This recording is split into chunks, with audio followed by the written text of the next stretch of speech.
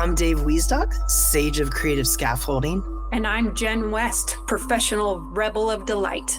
And this is Shadowcasting. Hey everybody, welcome back to Shadowcasting. Today, Jen and I are thinking about unpacking something that shapes so much of how we move through the world: belief. We all have them. We all rely on them. But what is belief? And is it as solid as we think? And here's an interesting thought. What if belief is actually a limitation? So think about it. If belief gives us confidence, does it really give us clarity? When we believe in something, does it help us grow or does it keep us stuck? Today, we're going to explore what happens when we stop learning about belief and try to dig into something maybe bigger. And we're going to call that the path of the seeker. You know, we've been having this discussion for a little while now. And when you married it with an archetype of the seeker, this idea of belief versus something else, it really came together for me. And the archetype of the seeker is a perfect antidote to living in a state of belief. And so I'm really excited to discuss all of this with you today, Dave. Oh, me too. So I think you hit on that, and I'd like to just illustrate that for the audience. The reason we chose the seeker archetype, as Jen said, the antidote to the belief or the believer, is because the way that we look at it from shadow casting is that you can either be in belief or you can be in the state of knowing versus not knowing. And the seeker sort of embodies that energy of the knower / not knower. So let's define what a belief is first. I think that's a good place to start. Yeah, people are going to be so lost if they have their own in their head. So, audience, since you're listening, take whatever you have as belief and just kind of put it to the side for a minute and play with ours for a little bit and see what you think of it. Yeah, real quick. If I were to define belief, it would be an acceptance that a statement is true or that something else exists. It could also be trust, faith, or here's a tricky word for you, confidence in someone or something. And we just sort of dug into that too with that definition of confidence versus clarity. The seeker energy isn't looking for certainty. The seeker is looking for knowing or not knowing. Here's what I consider the secret to this. How do you know if you're in belief or knowing versus not knowing? And to me, the way that you figure that out is that a belief is something that you've just accepted as true. Maybe it's something that was told to you by your parents. Maybe it's something that just popped up as a thought in your head based on the environment you were in. And so you held on to this belief as true. 9 out of 10, at least in my experience, again, trying to stay with my own knowing, a lot of times we kept those beliefs because they were useful for some purpose, whether it was to be socially accepted, whether it was to survive in an environment that we were in, or whether it's something that's unconscious to us that we don't even know that we hold on to as a belief. And if you think about it, we sort of say this colloquially now. When we're talking about something, we go, well, I believe X, Y, or Z. I feel X, Y, or Z. And belief is this ethereal construct. There's no substance to it. It's hard to go, I believe in X, and here's why I believe in X. Well, and it's funny because people will have intellectual reasons for why they believe it, but it's not grounded in anything. It's certainty without anything surrounding it. It's just there. And I think what we need to clarify is it's not the difference between believing something and not believing something. That's the same game. So if you say I believe in God or you say I don't believe in God, that's part of the believing system. It's still something that you have given certainty around. I'll say for me, I have given certainty around that I don't actually have an experiential relationship with. I'm just holding on to something, deciding it's true, and then putting it out there as if it's truth. So if you say believe or don't believe, like I don't believe in God, that's still the same energy, just on the other side of the coin. And then the opposite of that is knowing and not knowing. But the difference with knowing, at least for me, is that it never finishes. There are layers. Like I know this much, and then I know that much, and then it's bigger, and then I have more connection with that. So when we think about belief, it's something that we haven't grounded in a tangible way in reality. What do you think about that? I would say yes and. Okay. Yeah, definitely. This is one that it's hard to get into, to really put Yeah. teeth into. Well, and here's the other part of why I say yes and. Knowing allows for the possibility of, you're going to laugh because this is such a type one thing to say, but knowing allows the possibility of wrongness in the sense that you can have an experience of something and then even a minute later, a year later, a decade later, you could have an experience that paradoxically challenges the previously held knowing. But because you go from knowing, which is experiential, it's based on the understanding and the way that you experience life. If you're in your knowing versus not knowing, then you embrace the idea that what you now know might not be what is, how do I want True. to I see, I don't want to say true. Yeah, that's the word I was trying to avoid. I know. I saw it on your lips. Do you know what I'm like digging at here? Like, there's a certain sense of when you are in your knowing, there's an openness to the fact that you could still experience something that challenges or changes what you currently know, and you are okay with that. Belief is something we cling to because if it is challenged, our identity, we have baked our knowing and an identity into something, and that is what is belief.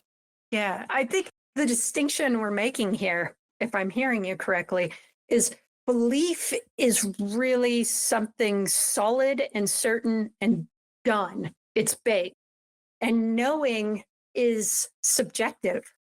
You only have so many experiences, and you know there are experiences outside of you that you can gain more of. So what you know about is pretty small, and you recognize that, and you're willing to keep going. Hence the seeker mindset, because you're willing to have it be one way and grow. Where a belief, if you believe in something, it's solid, it's done. You will fight for it. You will come up for reasons to support it that are mental, not lived. Yeah. I think this is a great allusion to Brene Brown. I know I bring her up a little bit in our podcast, and she talks about that soft front, hard back. And if you're in knowing, I think that is that same sort of physical association of a soft front, hard back. You are open to what's in front of you, but you still stand strong in who you are. Whereas belief is hard front, hard back, right? You're not open to what's in front of you. You're not open to what's behind you. And you're really not open to who you are on the inside. You kind of just accept what these beliefs are without any sort of curiosity or questioning. And I think before I keep going, I realize we just jumped right into this. And I want to take a step back and recognize the fact that we all have beliefs, conscious, unconscious, subconscious. We have beliefs. Jen and I have beliefs. Well, I have beliefs. I won't speak for Jen. I have beliefs. I have Um, beliefs too, but I'm working really hard to kind of, anytime I find one, to say, Yeah. wait a minute. And when you come across a belief, there's a bit of a dichotomy here. You can either be in your knowing or you can be in your belief system. You can either be the believer or you can be the seeker. When you come up against a belief, you have an opportunity to question it. And it's hard. And that requires vulnerability and courage. And that same idea of what I just brought up, which is that soft front and hard back. But if you stay in your belief, that can start to limit and shape who you are. Oh, yeah. It makes me think of a Sadhguru, who's a yogi spiritual teacher. And he talks about being a believer, being a level of confidence without clarity. And so if you have a belief, you have extreme confidence about the thing you believe in, but you don't really have the clarity of experience and like a relationship with it. We have beliefs about our spouse, so if you're in a relationship, you have beliefs about who that person is, and you're pretty confident in who that person is. But is it just built on who they were or some of the mannerisms they have? Like, if they change, do you allow for that change, or you still hold them to the belief you have about them? Clarity is the hearing and the listening and the being open. And that's what's missing in belief. It's stuck and static and dead. I think this brings up a really great insight for belief first knowing as well, with the idea that when you step into knowing, there's a space with your beliefs. And what's really noticeable for me as I start to step into this seeker mindset and really get curious about my own life personally, I start to have more space for those around me too. Because ultimately, what the seeker mindset I feel shows you over time is that everyone operates from a pattern of belief at some level. And to make this a really superficial example, because everyone has kind of heard this cliche, when you run up against somebody and they're rude or brusque with you or bristle, well, usually the first thought someone will say is, oh, they must be having a bad day. And see, that right there is the belief. You believe they're having a bad day. You don't really see what's happening underneath. You don't know that they're having a bad day. So you're not in your seeker mindset. It's really those kind of quick instances where we continue to reinforce the belief rather than get curious and tap into that seeker mindset. Right. And it can be useful, that belief, if it helps you, because you're not going to have a long discussion with this person and find out if they're a jerk or having a bad day or just in that moment. So it can be, oh, they must be having a bad day. I won't take that energy on. It's useful. So, if you want to keep the belief, then you can. Recognizing it as a belief is what's powerful. And sometimes not needing it. It can be just as powerful to say, I don't know what's up with that guy. He's being a jerk. That's my experience. That's my current knowing. Why? I don't know. Does it have to play on my day? No. Right. So one of the things that came up for me as we were prepping for this podcast and deciding how we wanted to break it down was the idea of intelligence.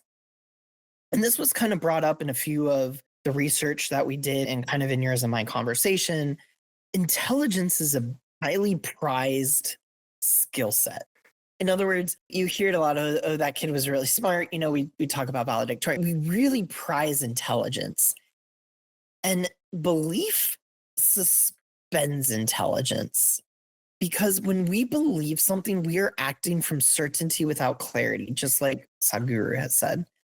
And so what comes up for me with this is that intelligence is part of the seeker mindset. Intelligence wants to know, belief wants to have already known. So belief comes from something that was pre-established, whereas if we dig into the seeker mindset, we recognize that it's sort of this constant act of becoming. We are constantly knowing new things because ultimately, I feel like the truth is of the seeker that you get to a point where you just accept you will never know. And so you stop seeking to know and you just accept you don't know. You have ideas of things, you have experiences that you can share. But ultimately, I think the knowing versus knowing is actually, maybe that's too big of a step. No, I think it works because it's not about giving up on knowing things, but it becomes lighter and more curious, and you don't have to be so perfect. It's like you can say, I don't know. And if that particular subject's a curiosity for you, you can dive in. And if it's not, maybe you don't dive in, but it really starts to direct your focus. Another thing that Sadhguru said that hit me, because I pride myself in being honest and direct and, not a liar generally. And he said, belief means you are fundamentally dishonest. You're not willing to say, I don't know. And it struck me when I originally heard it, because I don't want to be seen as a dishonest person. And I think that's what took me down the road. But it's been such a fun ride because questions start to come up and the world becomes bright again. Just like when you're a child, everything's new. Now we go out the door and we already know our front yard. We know the garage door. We basically think we know the mechanics of a garage door opener, or we don't care. We're like, it works. That's all that matters. And there's a belief that it will work till it doesn't. And then we're pissed. And so it's just getting into that curious, like, I don't actually know how that thing works. I'm so glad it does. And I'm so glad somebody figured that out. I'm not going to dive into electricity. That's not a skill set that hits me, but I'm grateful for it. And thank you for bringing that up, because that ties together the point I felt like I was losing the thread of earlier, which is this idea that you don't need to know everything. That's where I was going with the prized intelligence, because we've put it on a pedestal. And so I don't want to also put knowing on some sort of pedestal, creating a juxtaposition with belief. Again, it's a constant act of becoming. You start to know things and then you rub up against a belief. And so the skill to build is you start to tap into your knowing or not knowing. And then as you get experience and understanding and clarity, it's going to uncover another belief you have. And so the challenge then becomes, can you snap back into your knowing and unknowing, or do you cling to the belief and rinse and repeat? This is a constant cycle. And so I think that's where we get stuck with shadow casting specifically, is especially if you've been listening to this podcast as we've been going through this journey together of exploring these topics, you've probably rubbed up against some beliefs you've had. And maybe a podcast we had unlocked something for you. And then you go about your day or your week or your month. And then you listen to another podcast and something pokes you again. You're like, oh, I thought I worked on this, or, oh, this is new. You can have an option here to get curious and go, oh, okay, how can I dig into this? What can I know about this? Or what don't I know about this? Or you can go back to belief and just be like, well, this is a belief of mine. And I think Jen had a really great example of this, kind of with like a car example. But the other thing I wanted to bring up as a parenthetical, you played with this, didn't you, Jen? Wasn't one of your year priorities or an experiment of just completely going into I either know or I don't know? It has been an ongoing process. So I don't think I had it as a priority. That was before priority happened. But I believe I believe. And there's a different colloquial version of belief. Yeah. I think I heard it from Sadhguru first. Okay. And it was one of those things that hit me in a really profound way that we don't know. We just don't know, especially the majority of us. And going to our car example, I know how to drive a car. I know that. I have the experience of getting in the vehicle. I know how the pedals work. I can drive a manual transmission, and I generally know the rules of the road. But I don't know all of driving, and I'll only know those things when I get involved in them. So I know generally how to drive on snow, but not all snow. I've had times where I didn't know how to drive on snow, or whether my tires work for hydroplaning, and whether my car will stay, and what happens if I hit the brakes while hydroplaning. I know that. I've experienced it. But I don't know how the car works. Generally, I have ideas of how the combustion engine, electricity, the battery, but I don't know it. I couldn't build a car. I couldn't, if I went back in time, describe how to make a combustion engine. So I don't know those things. And it's okay. I'm never going to know those things. It's almost freeing in that sense. I think sometimes we believe we know a car, and then when it breaks down, it's really a struggle mentally because we don't, and we don't know how to fix it. And we have to trust the mechanic, and we don't know if they know for real. And just having that space of being curious, being able to ask questions, to learn more. Yeah. I think you're bringing us into this next sort of exploration, which is, I can hear the audience going, all right, I kind of get it. I can either be a believer or a seeker. I can believe in a car, or I can kind of know how to drive a car, but what if I don't want to know how a car works or how to build a combustion engine? And What if so I don't care at all about any of this? Whether I believe or no, who cares? exactly. And so I think there's some guideposts we can give our audience to sort of walk the trail of the seeker, at least from our experience. And, we'd love to hear in the comments if you have other experiences of when you're tapping into your inner seeker. One of the things that we work on together and with other people is a few questions. And the first one that comes to mind is kind of stealing from your car example of, is it useful? So in other words, is it useful to know how to drive a car for you? Yeah, absolutely. Because you need to go to get the groceries. We need to get to our jobs. We need to go visit family. We need to go to the mountains so that we can go on our 14-mile hikes or whatever. You need a car. Do you need to know how to build a combustion engine to get to those places to use your car? No. So it's not useful for you. Here's another fun one. Let's say you are a car mechanic. So you do know how to drive a car and get it to places, and you do know how to build a combustion engine or put it together or fix the parts. And then let's say one day you're just like, I don't want to be a car mechanic anymore. I want to go, I don't know, be an artist or whatever, go write a book. You could write a book on how to build a car. Maybe that's how you keep it useful. But let's say you want to just go be an artist and you just want to go do surrealism paintings or something. It is no longer useful to you to be a car mechanic. And this is where we really have the fun of belief, because now you've got to ask yourself, is it still useful to have this knowing of how to be a car mechanic? And maybe it is. I mean, if you were it long enough, you probably won't ever forget it. And maybe it's not useful for you now. And so the idea is that what is useful for you now might not be useful for you later. And that's the seeker mindset.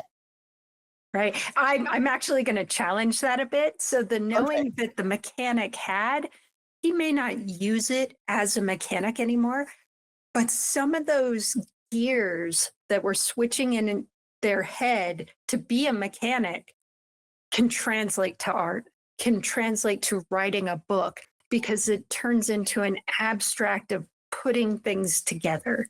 So it's still useful, but in a different way. But if your entire identity is attached to the being a mechanic, then that tool set gets stuck in the world of being a mechanic. So if you're not in your mechanic lifestyle, you don't use it. You don't see the usefulness of it in another area of your life. And being able to transfer stuff and get curious, like, how does my knowledge of taking apart an engine translate to writing a fictional story? Well, I have to take apart a character, and so those things play with each other. And so you can find a way to make it useful in a different way. I love that. There's your I love that for this podcast. Here's the really cool thing. You can even reverse engineer that and do it the other way too. Because think about it. A lot of car models nowadays pride themselves on the artistic shape of their car, from how it's wind efficient to the inside, whether they use leather and it's brown or black, and what the dashboard looks like. I mean, people are artistic in how they create a car model. So it can work the other way too. Just because you were an artist and you decide you want to design cars or help make cars doesn't mean you can't take what you learned as an artist and apply it in your other position. And for me, just to really spell it out, that's what we're getting at. If you stay in belief, it's harder to translate your knowing. But if you stay in your seeker mindset, you embrace more of a curiosity for where you can apply your knowing. Yeah. And I think it's like, what's the point, whether I believe, whether I know, whether I don't know, whether I don't believe? The most useful part of this game, whether you keep a belief or you go to knowing and not knowing, or you do a combo, is that I've found personally it lightens the load. I don't have to be right about things because I'm willing to say I don't know something. Or even if I held the belief, It's a belief. I recognize it as a belief now, and I don't know. So I don't have to be right. If you're in a religious sense and you believe in one God, it's a belief. And I'm kind of going down a scary line here, but the relationship that you have doesn't negate somebody else's relationship in a different way. Yeah. Oh, I really like this exploration. This is interesting because you're also bringing up something else for me that I didn't really consider until just now, which is there is a stigma around saying, I don't know. Mm, There is, dare I say, there is a belief out there that if you say you don't know, you are looked at in a certain way, that the ego is somehow bruised because you're supposed to know. I mean, think about it. When we're in school, that's all it is. You either know or you don't know, but like, you don't believe that 2 + 2 is 4. You have experienced it. You have written it so many times that you just know 2 + 2 is 4. Although I guess that could be a belief too, but that's well, way it's a belief until you have some apples. right, right. If you have 2 apples and you add 2 apples to them, oh my gosh, there are 4 apples. So if you got an education that was experiential, then you actually know how many apples you have. What I was digging into though is that we've stigmatized it through our educate. Well, actually, yeah, we have stigmatized it in our culture, specifically through education, because there is a rawness now if you don't know, because Yeah. you get the bad grade, you get the marks against you. We have created we as a culture have created a belief and stigma around not knowing. And Yeah. so I think that's what I was really digging at, is that if you are like totally on board for the knowing versus not knowing and something's poking at you about it, I'd encourage you to explore that, because that's what's poking me. Although on the flip side, if the dishonest comment was poking you, like what Jen shared, then I'd explore that too. But there's a lot to explore here with knowing versus not knowing and belief, more than I think we can handle in one podcast, or more that can be described with all the nuance in one podcast. Oh yeah, we could go on for days and it's just going to go down a rabbit hole and it still comes back to the, well, who cares? What else can I do? And we can actually give action items for this, or what we can do instead of believing. You read my mind. That's exactly where I was trying to redirect this back to. So Yeah. Yeah. you're the So perfect co-host. instead of having a belief, we can start to go with other tools that we have used in past podcasts. One of those being moving from your values, because they're yours and they're something that you have cultivated from within yourself. They're not abstract. They're not something that you just hit with certainty. There's something that's grown out of you that you can take action on. You know, belief, you're kind of stuck with something and then you're putting opinions out into the world of who's right, who's wrong. Is this good? Is this bad? And value doesn't do that. Value just says, is this the thing I want to do? Or is this the thing I want to do? Is this helpful to me or is this not helpful? Does this support my community or does this not support it? And it's more empowering and it brings us closer together if we move from our values instead. Which unironically ties to our tagline for shadowcasting, which is celebrating our humanity. So this is a way, come on, you didn't think we wouldn't tie this together. This is a way that the seeker mindset ties to shadowcasting. As we start to give space to our own beliefs and our knowing, we start to give space to others. And that's how we can celebrate our humanity together, because we recognize we are all in this shared experience of belief and knowing, or not knowing, or not believing. Or all of that. Yeah. Or all of it. We're all in this shared experience together. Yeah. And our values direct what we want to know more about. And so then it's okay. It's okay to say, I don't know anything about that, or I have no opinion on that. It's okay, which is a Stoic philosophy, by the way, to not have an opinion on everything. Our culture now values having opinions on everything, even if you don't have any ideas about it, really. So, values. And the other tool you can use is priority.